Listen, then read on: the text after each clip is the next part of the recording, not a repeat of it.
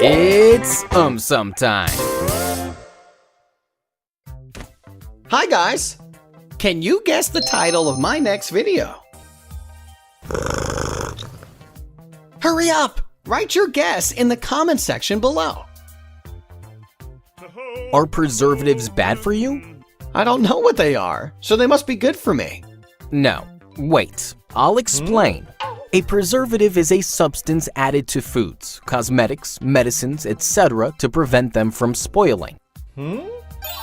For example, preservatives like salt and sugar prevent the growth of harmful microbes in foods, thus preventing them from spoiling. However, a high amount of salt and sugar can increase the risk of diabetes, high blood pressure, heart diseases, etc. Some food items even have preservatives like benzoic acid to inhibit the growth of harmful microbes. But benzoic acid is said to cause hyperactivity in children, asthma, etc. Sorbic acid, which is used in cosmetics, can cause skin irritation.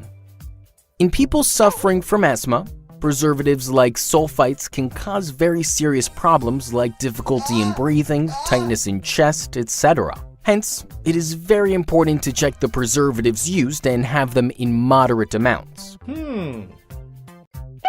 Why do we faint? I don't know. Alright, I'll explain. Our brain keeps us conscious and focused. However, to do so, our brain continuously requires oxygen, which is supplied to it through blood.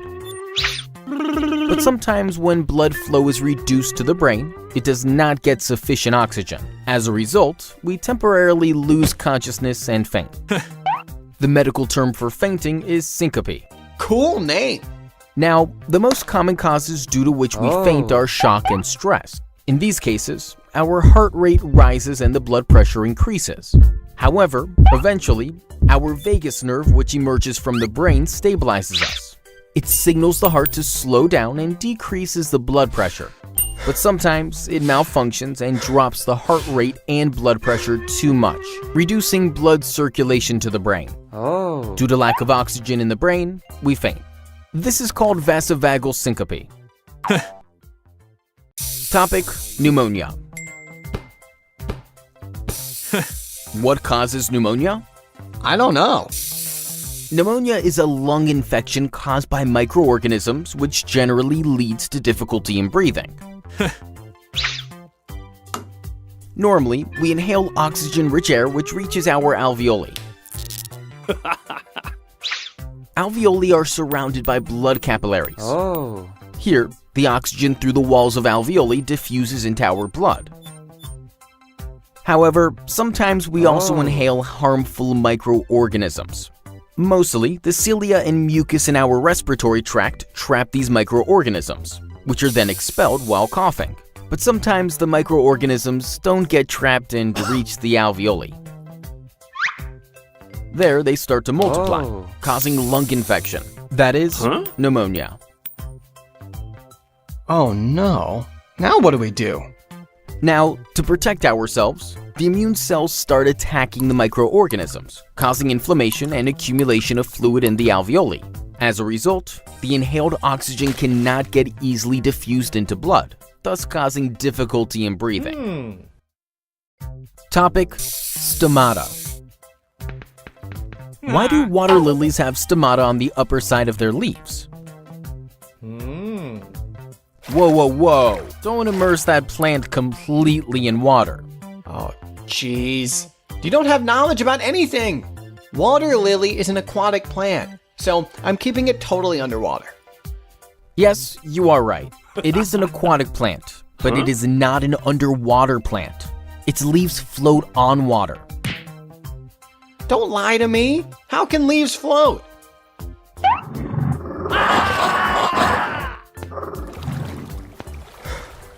Fine, don't listen. Look, you spoiled it totally. All right, now don't cry.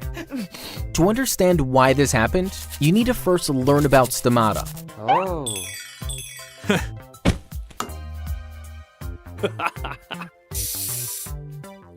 On the lower side of the leaves, tiny pores called stomata are present. They help the leaves to take in carbon dioxide from the air during the process of photosynthesis. Oh. So shall I place the plant upside down? No. We know that the leaves of water lilies float.